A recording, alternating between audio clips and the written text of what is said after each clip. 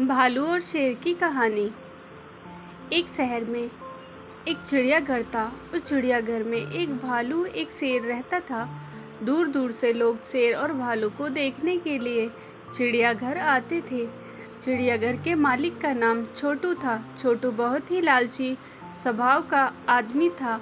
वो चिड़ियाघर में आने वाले हर व्यक्ति से एंट्री फीस लेता था, जिससे वो चिड़ियाघर से मोटी कमाई करता था।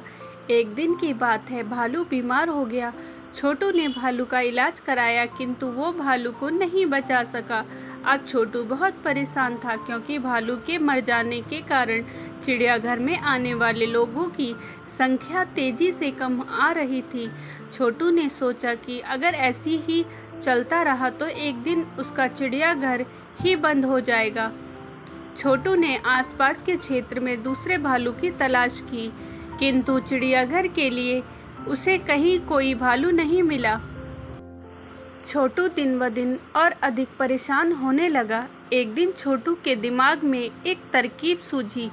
छोटू रमेश नाम के व्यक्ति के पास गया और उससे बोला, रमेश, क्या तुम भालू बनोगे? मैं तुम्हें इसका बदले बहुत सारा पैसा दूंगा। रमेश को छोटू की बात समझ में नहीं आई। रमेश बोला, मैं तो इंसान हूँ, मैं भालू कैसे बन सकता हूँ? रमेश की बात सुनकर छोटू हंसा और हंसते हुए बोला, भाई, तुम्हें सचमुच भालू नहीं बनना है।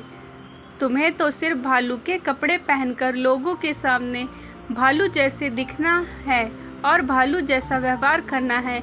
इसके बदले मैं तुम्हें बहुत सारा पैसा दूंगा, जिससे तुम्हारी गरीबी दूर हो जाएगी। पैसों के लालच में रमेश छोटू की बातों में आ गया और भालू बनने के लिए तैयार हो गया।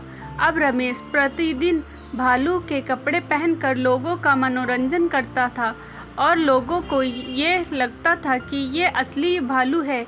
और चिड़ियाघर के इस भालू की खासियत दूर दूर तक फैल गई और चिड़ियाघर आने वाले लोगों में तेजी से इजाफा होने लगा। इस प्रकार छोटू और रमेश मिलकर मोटी रकम कमाने लगे। एक दिन भालू शेर के पिंजरे के ऊपर खड़ा होकर लोगों का मनोरंजन कर रहा था। तभी पिंजरे की छत टूट गई और भालू शेर के सामने जा गिरा। भालू बना रमेश को लगा कि अब शेर उसे खा जाएगा। डर के कारण रमेश रोने लगा। भालू बना रमेश जब रो रहा था तो उसके रोने की आवाज़ बिल्कुल इंसानों जैसी थी। तभी शेर भालू के पास आया और उसके कान में बोला, रमेश, तुम इस तरह रोओगे तो लोगों को समझ में आ जाएगा कि तुम भालू नहीं इंसान हो। शेर को इंसानों की तरह बात करते देख रमेश को बड़ा आश्चर्य हुआ, किंतु थोड़ी देर में रमेश समझ गया कि जिस तरह वो नकली भालू बना है, उसी तरह ये शेर भी नकली है। शेर और भालू का वार्तालाप चिड़ियाघर में आए लोगों ने सुना और उन्हें समझ में आ गया। चिड़ियाघर के लोग उन्हें नकली भालू और शेर दिखाकर उल्लू बना रहे हैं। लोगों ने तुरंत ही शेर का पिंजरा तोड़ दिया और भालू और शेर की पिटाई शुरू कर दी। इसके पश्चात लोगों ने चिड़ियाघर के मालिक की भी पिटाई की और उन तीनों को पुलिस के हवाले कर दिया। शिक्षा, चिड़ियाघर का भालू। कहानी से हमें ये शिक्षा मिलती है कि बुरा काम का नतीजा हमेशा बुरा ही होता है, इसलिए बुरे कामों से हमेशा दूर रहना चाहिए। स्टोरी अच्छी लगी हो तो प्लीज़ लाइक एंड सब्सक्राइब ज़रूर करें। मिलते हैं नेक्स्ट स्टोरी के साथ।